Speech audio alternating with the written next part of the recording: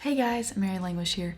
Welcome back to my channel. If you have never been here before, I welcome you. Thank you for clicking on this video. And I am an artist and I like to talk about artsy things, life as an artist, so on and so forth, how to do this or that as an artist. So today I want to talk about being an artist and a mother of a baby specifically. So what does life look like as an artist with a baby? If you're like me and you have little ones around and you want to get stuff done, this video is for you.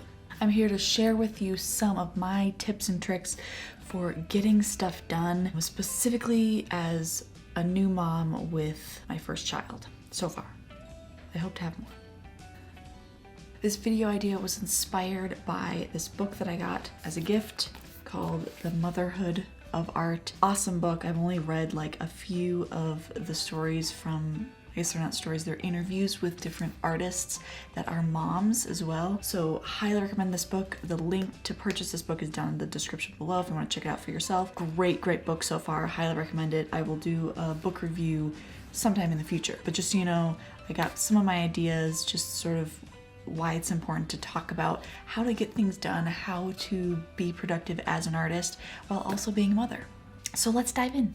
I'm sure you've been told or have heard that, once you have a baby, once you have a kid, it's hard to do the things you want to do, and it's hard to be productive, and it's hard, you have to kind of put everything that you want aside to focus on the kid.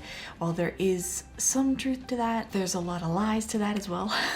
It depends on your personality and what you want to be able to accomplish, but I was specifically very curious for myself once I had a baby, like how much I would actually get done, how much energy would I have, like what would I accomplish. So I'm excited to share with you ways that I'm actually making it work, having a baby and balancing an art business and teaching art and making art. It's likely that you found this video because you are asking the same questions. So let me provide you with some insight and give you some examples and some tips and tricks for how to be productive with a baby. Disclaimer, every woman is different. Every baby is different. Every family and how you want to raise your family and raise your kids is different. So my story, my examples here are just examples. You can take them or leave them. They're not going to work for everybody, and everyone is going to be raising their family and raising their kids differently. So don't feel pressure in any way. Everyone's at different stages. Like, we're all in different parts of the same journey. And so you just have to take what you can and leave what you don't want to use. So I personally have been breastfeeding my baby, which does provide me with being hands-free to do things. And if you're bottle feeding, then it's different because your hands aren't free. So some of this stuff might not apply depending on how you're feeding your baby. And I also currently only have one child, and he's almost 8 months old. And I know that it's very different once you have two or more, which I hope to experience and maybe do another video on, hopefully, how to stay productive with more than one kid. If I can do it, that is. I'm not an expert. I'm a new mom. I have still so much to learn, and babies change weekly, and so that means my strategy for being productive has to also change. So right now, what I'm sharing with you has been working up to this point, but we'll see how that changes as my son gets older. So all that to say, let's dive in. So I want to first talk about the 0 to 3 month stage. Let's face it, coming off of labor and having given birth and then having very little sleep in those first few weeks, you are tired. Those first 2 to 4 weeks are like a complete blur. Like, I have a hard time remembering like what I did during that time besides, taking care of baby, trying to just like figure baby out, trying to figure out life with baby, tag teaming with my husband to just figure it out, and obviously just being so tired. So give yourself grace. Things aren't gonna happen right away, and that's okay. Embrace those moments of the baby being really small and tiny and super cute. So don't rush, don't be so hard on yourself, because it is hard, very hard, those first few weeks to get anything done. During this stage, babies are sleeping a lot and eating a lot. Every 1 to 2 hours, they're doing one or the other. Your hands are full with just like trying to juggle all of those things with baby, but there is a lot of sleeping time. The boppy pillow was honestly my go-to. So because I was breastfeeding, I would put baby on the bobby pillow on my lap. I sit cross-legged on the chair and I'd feed the baby. And then baby would, for the most part, fall asleep on my lap as well. And so I would get a lot of work done by sitting at the table, computer work, small art pieces, that type of thing, with baby literally on my lap. To be really productive with this, however, you do have to sort of prep your station. So I often would make sure I had a glass of water, I had my tea, I had my snacks, I had all the stuff I needed to actually get the stuff done that I wanted to try to get done. Computer, everything was plugged in. Like, I tried to get it all set up and ready so that when I sat down, when baby did fall asleep, I didn't have to move. I didn't have to be, occasionally I'd yell out to my husband, I need some water, give me a snack. That would happen occasionally, but it was really helpful to kind of know what I wanted to work on, sit down, prep it before I had baby with me. Because once that baby fell asleep, I did not want to move.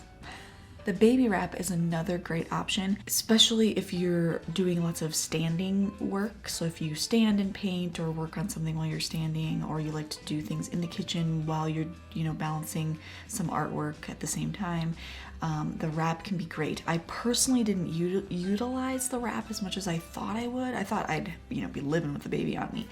I think I didn't start quite as young with my son in the wrap, and so I felt like he wasn't enjoying it as much as I thought he probably would. And then a lot of the time is most of my work is when I'm sitting, and so it wasn't as convenient for me. If I did more standing work, I probably would have used it more, but definitely a great option if you do a lot of standing. I also was, early postpartum, and I kind of just wanted to sit. I didn't want to stand around, and it kind of hurt my back a little bit more than I was thinking as well. Again, maybe my baby was bigger, who knows. Having the baby swing or even the bassinet out in the living room when they were in this age range was really helpful, because then when they did fall asleep and I was able to move him, I could put him in the swing or I could put him in the bassinet. He would stay asleep longer. I could watch him, he'd be right there. But then I could be sort of like really hands-free and work on stuff really close by him in the same room. So another great option for having baby close to you but not on you while you work on stuff. Everyone tells you early on, especially, to sleep when your baby's sleeping. And I definitely did this, but not for every nap. I think, yes, you can probably stay really healthy and more rested if you sleep with every nap that your baby is sleeping, but I would have just, like, the morale, my joy would have probably been really sucked from me if I wasn't actually being productive or creating in some way. So I had to use some of those naps to work on stuff so that I could actually feel fulfilled and like I had a purpose, because you do get baby blues and you do feel like your identity's been stripped from you a little bit because you're focusing so much on this new life.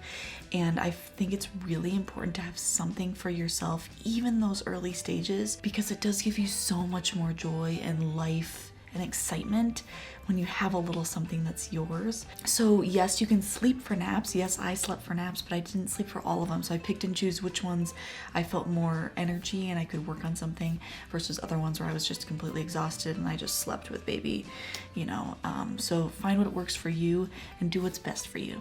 So now moving to the 4 to 8 month category, your baby, my baby definitely, has been sleeping longer naps, but fewer naps during the day.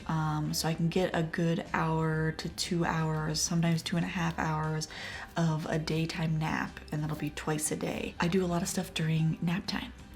And also when he goes to sleep at night. This age range, there's a little bit more of a schedule that your baby can be on in terms of nap and sleeping and all of that. And so that's super helpful for knowing when you have time to do stuff and when you need to devote time to baby. I will right here just mention the wonderful people at Taking Cara Babies.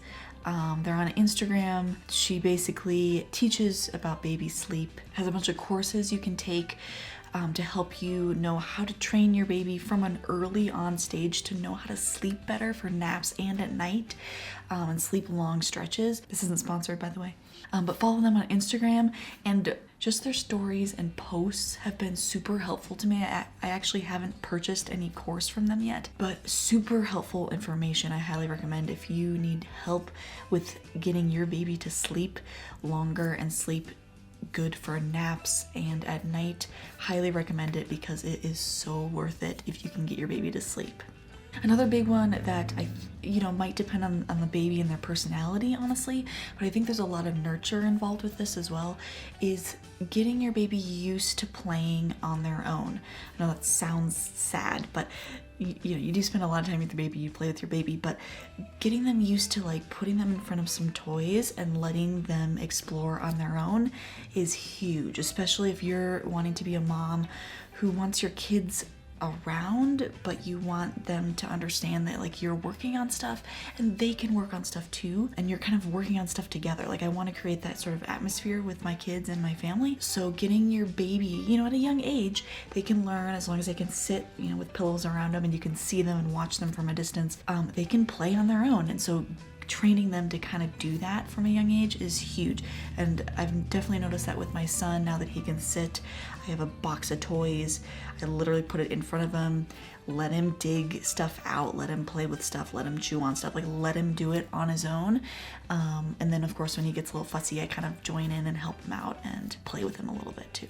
Another big one is because your child at this age, between 4 and 8 months or so, have a little bit more of a schedule, you can actually pick and choose which things to do when. So I spend a lot of time on the floor with my son, and so I need to pick and choose what things when he's awake that I can do with him on the floor. Now, he's at a little bit of an age where he's starting to move and he really wants to move and he wants to grab everything that I have, so I have to be a little bit careful with that. But there's certain things like posting on social media, making lists for my week or what I want to accomplish, my goals, that type of thing. Sometimes certain computer work, those types of things can be done on the floor with baby. And so those things I save for when he is awake and we are playing together on the floor.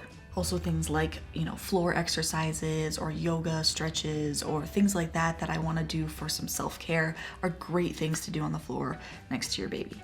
And then on the other side, there's things that you kind of need some uninterrupted attention to accomplish. So things like painting, filming or editing in my case, planning classes, teaching, things like that can't happen while he's awake. Those are the things I do when he's napping or has gone down to sleep for the night. Another big one as my son has gotten older is that even during feeding time, even though I have a lot of time during nap times now, oftentimes I take advantage of when I'm still feeding him. When I'm feeding him, I could be eating. Again, you have to prep and prepare for that.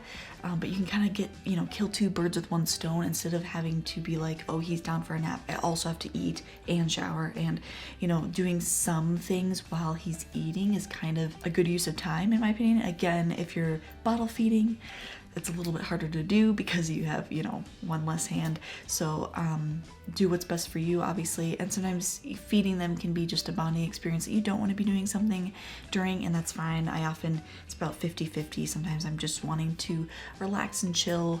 Sometimes I surf my Facebook, whatever. It's up to you. It's up to the stage of your baby and things you want to get done and all that. I have also during this stage, which has been no doubt a little bit harder with COVID, has been letting a family member that you trust and that loves your baby to take care of your baby for a big chunk of one day. So I've had my mom specifically watch my son for 6 to 8 hours in a day, and we've planned it ahead of time, and I send him with milk, all the things, but that way I have a massive chunk of uninterrupted time that I can get stuff done, like big things done. To make sure that this is super productive though, you have to plan out what you're gonna do. If you don't, you will be floundering, you will be unproductive, you will waste time. So make sure you know specifically what you want to get done during that time. So oftentimes I have a list of small things and then I have a list of big major things that I need to get done. I focus on the big ones and try to let the smaller ones kind of filter in depending on how the big ones are going. So make sure you have a plan when you have a day like that so you can actually feel good and like you've accomplished something. And then when you get your baby back, you're just like, yes, I can now fully feel like I can enjoy time with my son after I've had a super productive day. You just feel great. It's so energizing. So definitely set yourself up well for that. I highly recommend days like that. Things like a jumper, singing toys, music, things that are kind of active, and this will depend on your child and what they like and dislike, but my son loves his jumper, and when he's got bursts of energy, stick him in the jumper, he can jump for, he's been in there for 15, sometimes 30 minutes at a time, happy, especially if you put on some music and any musical toys. I know those can be annoying. Sometimes those are lifesavers. At least for me, because I can, you know, when he's getting a little bit more fussy, turn on a noisy toy, let him play. It'll keep him distracted for a little bit longer and I can keep working. So little tricks like that are kind of helpful to know, and you kind of get to know those as you get to know your baby. And again, I mentioned the big toy box. I have a big toy box in 2 of the big rooms in our house, living rooms in our house, and I just put down my son in front of one and he pulls stuff out by himself because he's at that age where he can grab and pull, and so that's been fun to watch, actually, to see him playing, pulling out books, you know, chewing everything, but it's really fun to watch him kind of explore and play like that. So, and then last but not least, I want to just make sure that you know that it is really important, it's probably the most important thing, to be loving on your baby and to be spending time with your baby. Even though for myself personally, I want to be productive, I want to get things done, I have lots of goals and things I want to accomplish, I still have to remind myself that like time with my baby is productive, time with my baby is special, and I need to be doing that. You know, don't go overboard, don't be like crazy, I need to get as much done as possible and ignore my baby. Like, don't do that. I'm just here to give you advice on how I've played with trying to balance the 2 things, because there is a way for you to do it. Don't feel discouraged. You can balance both things. And then of course, last but not least, after that point is some self-care. So always fit in times like when your baby is sleeping to take care of yourself. Don't always be go with the things you want to get done. So taking a bath, watching your show, or watching a movie, or doing your nails, or doing your hair, those things are important as well, so that you can feel energized and feel good and take care of your body. So make sure you fit those in as well. That's all I have for you guys. I hope you found this video helpful and that you could take bits and pieces to apply to your life with your babies and your art. Give this video a like and subscribe to my channel if you haven't already for more art content like this. I will definitely keep you up to date on my productive journey with a baby / kid / kids. So stay tuned, subscribe so you can get notified of other videos like this in the future. All right, thanks guys, have a good one, bye.